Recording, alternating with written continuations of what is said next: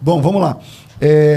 Uma que surgiu até depois do nosso programa é sobre o nome de Jesus. E aí tem muita coisa sobre o nome de Jesus e eu queria aproveitar o pastor Elias aqui para isso. A primeira é sobre as traduções.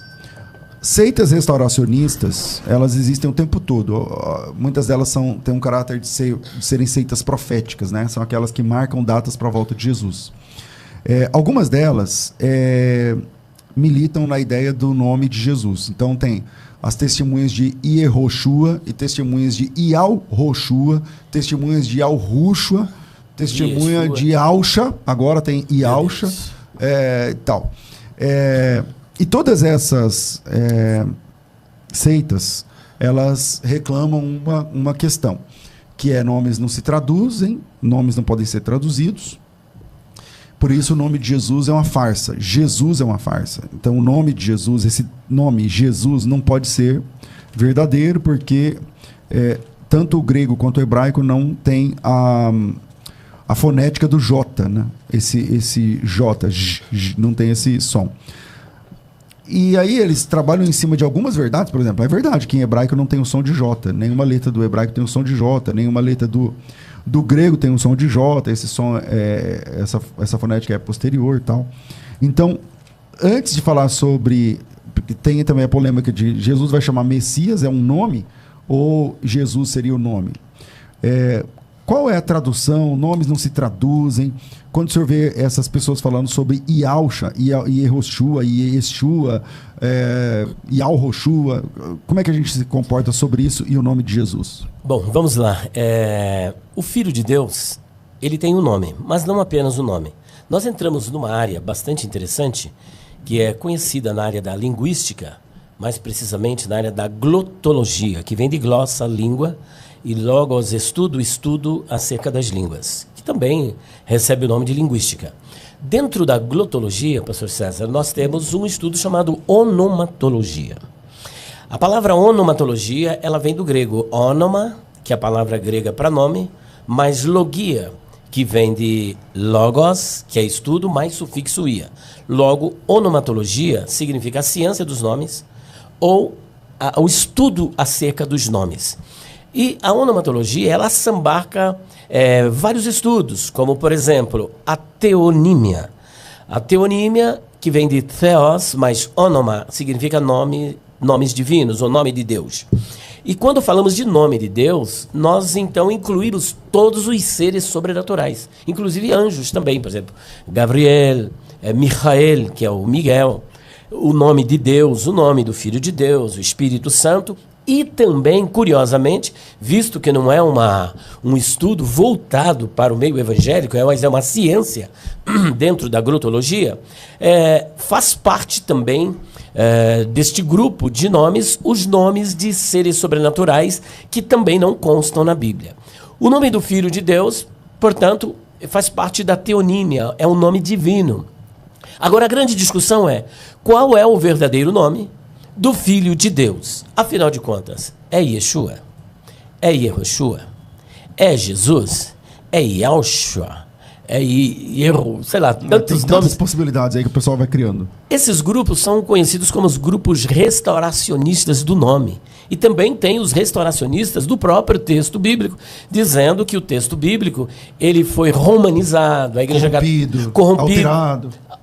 Agora preste atenção, só para o Novo Testamento, nós temos quase 6.000 manuscritos. E que foram descobertos, não é por evangélicos, por católicos, não. Pela arqueologia, que também é uma ciência que está a serviço da verdade histórica. E como é que a Igreja Católica, durante 3.000 anos, 2.000 anos, quando nem sequer existia, que passaram a existir a partir do quarto século, ela mexeu nesses manuscritos que vem sendo descoberto ao longo do tempo. Poxa, teria que ser no mínimo onisciente, onipresente. E o Novo e o Antigo Testamento são dezenas de milhares de manuscritos encontrados. Portanto, eu não sou advogado da Igreja Católica.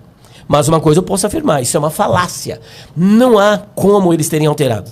Ah, mas e os manuscritos mais aceitos? O que são esses manuscritos mais aceitos? É o texto crítico. O que é um texto crítico? Qualquer texto que tenha um aparato crítico é um texto crítico. Mas denominou-se texto crítico 3 dos principais: o Codex Vaticanos, que está lá no Vaticano, que até então a Igreja Católica arrogava ter o melhor texto e por isso ter a melhor interpretação, mas posterior a isso foi descoberto o Codex Sinaíticos e depois o Codex Alexandrinos e outros códex. Agora, o fato deles 3 serem os mais aceitos não significa que tudo que está ali é realmente como deveria estar, porque nós temos também os códex que foram encontrados, que são os códex bizantinos, os manuscritos bizantinos. E entre eles você tem, por exemplo, o textus receptus, o texto recebido, você tem a família 35, você tem o texto majoritário. Todos esses textos, eles perfazem um total de mais de 5.900 textos. E é curioso observar que muita coisa que estão escritas nestes textos não estão, por exemplo, nos manuscritos mais aceitos, mas que na tradução, por exemplo, eles apresentam, e não entre colchetes. Agora, existem também muitos registros nos códex esses que são descritos como menos antigos, que constam ali, não constam nos manuscritos mais aceitos. Bom, mas a questão não é manuscritológica, é sobre o verdadeiro nome do Filho de Deus. Então, primeira coisa, vamos lá. Nesses textos não há nenhum tipo de rasura, ou, vamos lá, nesses textos, ele está falando de textos na língua grega. Famílias de manuscritos diferentes, mas os textos são gregos. E esses textos, eles trazem o nome de Jesus em grego. Porque até hoje não foi descoberto nenhum só manuscrito, por exemplo, daquilo que eles batem o martelo e diz que Mateus foi escrito em hebraico. Seria o nome Matitiaho, que aparece com Matias, forma aplológica, né, de Matitiaho. Não existe um manuscrito advogando que o Evangelho segundo o Senhor Jesus escreveu Mateus foi escrito no texto hebraico. O que nós temos é a Brit Hadashah, que é o texto do Novo Testamento escrito em hebraico, que assim como a Septuaginta é uma tradução da Torá e do Taná, da mesma sorte, a Brit Hadashah é uma tradução do Novo Testamento, que é grego. Então, no Novo Testamento grego, como é que aparece o nome de Jesus? Bom, ele aparece como Iesus, e não como Yeshua. Nós dizemos que Iesus é a forma grecizada do nome Yeshua. Então, por exemplo, Iesus, muitos desses restauracionistas, eles procuram negar a realidade do nome Iesus, dizendo que ali não pode ser o nome do Filho de Deus, porque é o nome do Deus cavalo. Porque eles fazem uma amálgama, traduzindo Ie, que é a forma contraída de Yehová, que é Deus, mas Sus, que é cavalo, em hebraico. Isso em hebraico. Logo, Iesus seria cavalo. Deus cavalo. Só que Iesus, curiosamente, não é hebraico, é grego. Agora, você vai fazer essa assonância, o fato de uma palavra ter um som parecido com uma palavra no outro idioma, agora significa que você realmente está produzindo o que esse som quer dizer naquele idioma. A mesma coisa no latim, né? Quando eles falam, isso aí em latim é Deus, é porco. Não sei. Justamente. Esse é o porco, alguma coisa assim. Então, vamos lá. Cada idioma tem a sua peculiaridade, portanto, Iesus, que é o Senhor é o Salvador, o Senhor salva, né? Ele salva. E da mesma sorte, Yeshua é a forma contraída do nome mais amplo, que ele sofreu uma contração do nome Yehoshua. Aí já é o hebraico. Que é o hebraico, é um nome teofórico. O que é o nome teofórico? Tudo isso faz parte da onomatologia. O nome teofórico vem de Theos, que é Deus, e Forel, que é trazer. O nome teofórico, seja qual deles forem, são os nomes que trazem um elemento divino. Por exemplo, o meu nome, Eliar ou Eliarro, né? Ou Elial, né? Os judeus pronunciam Elial. Tem 2 nomes divinos que compõem esse nome. Você tem El, que é um nome genérico, que fazia parte do panteão cananeu e da ideia de força, mas Iar ou Iarro, que é a forma contraída de Iavé, que sofreu uma aglutinação das vogais de Adonai. Então você tem Iavé é Deus ou Iavé é o meu Deus. No caso de Yeshua, depois do cativeiro babilônico, foi a contração do nome Yehoshua, que vem de Ierro, que é o nome de Yahvé, mais Shua, que vem do verbo hebraico Yasha, que é salvar. Logo, Yehoshua significa Yahvé é salvação ou Yahvé salva. Vamos lá, tem aqui o Leandro Correia, ele está perguntando o seguinte: é verdade que o nome de Jesus era muito comum? O nome Jesus era um nome comum na época de Jesus? Isso é tão verdade que, por exemplo, no julgamento de Jesus, tinha ali um salteador, que Pilatos, também não sou advogado de Pilatos, mas Pilatos fez de tudo para que Jesus não fosse para a cruz. Porque o próprio texto diz, ele sabia que por inveja o haviam entregado. E a própria mulher dele, que não está, o que eu vou dizer agora não está na Bíblia. O nome dela, de acordo com a tradição, se eu não me engano, nos Atos de Pilatos, que é um livro pseudoepígrafo, o nome dela aparece como Cláudia Prócola. Cláudia Prócola, então, entra na audiência através de alguém e diz, olha, não entre na casa desse justo, porque por ele eu muito sofri.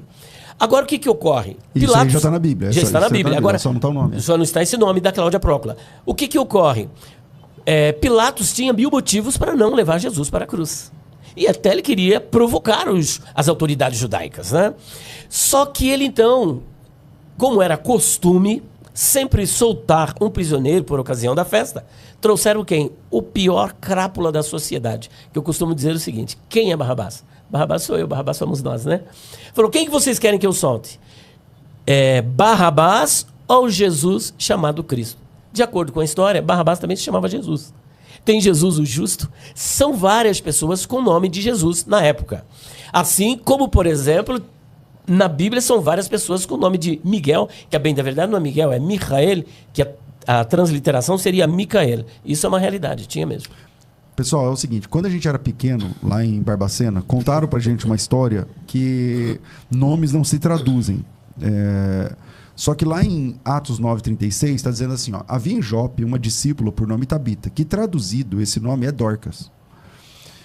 Contaram essa história pra gente que nomes não se traduzem, mas na Bíblia o nome se traduz sim, né, o tempo todo. Por exemplo, quando você tem a Bíblia King James, o que é King? É rei. O que é James? James é o nome para Tiago. James é em inglês, Tiago é em português. Assim, que por sua vez... Tiago vem de Jacobos, que é grego, que é Jacó, que por sua vez em hebraico é Yaakov.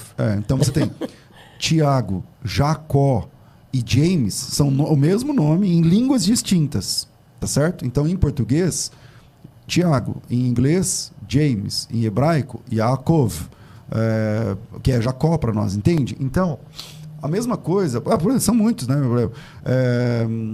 Por exemplo, Guilherme, em português, em inglês é William, né? Então, enfim, nomes se traduzem o tempo inteiro. Mas contaram pra gente essa história. E aí as pessoas dizem assim, não pode traduzir o nome de Jesus, porque não sei o que e tal. Então, vamos lá. Quando você fala Jesus, assim, J-E-S-U-S, você está falando o nome do Salvador em português. Se for em hebraico, é Yeshua. Se for em grego, é Jesus. Se for, enfim, depende da língua, entende? Então, em inglês é Jesus. Jesus. Então, a primeira coisa que a gente tem que assumir é que nome se traduz sim. Nome se traduz sim. Não é verdade que nomes não podem ser traduzidos, porque na Bíblia nomes se traduzem. E aí esse versículo de Atos 9:36, eu acho que põe um ponto nessa questão, porque havia em Jope uma discípula chamada Tabita, nome esse que traduzido é Dorcas. E não só esse, João 1,41. Este achou primeiro a seu irmão Simão e disse-lhe, achamos o Messias, que do hebraico é o Mashiach, que vem de machar, lambuzar com óleo, separar para um ofício. Que traduzido é o Cristo, que vem do grego Christos, da raiz grega krio, que é lambuzar com óleo e separar para um ofício.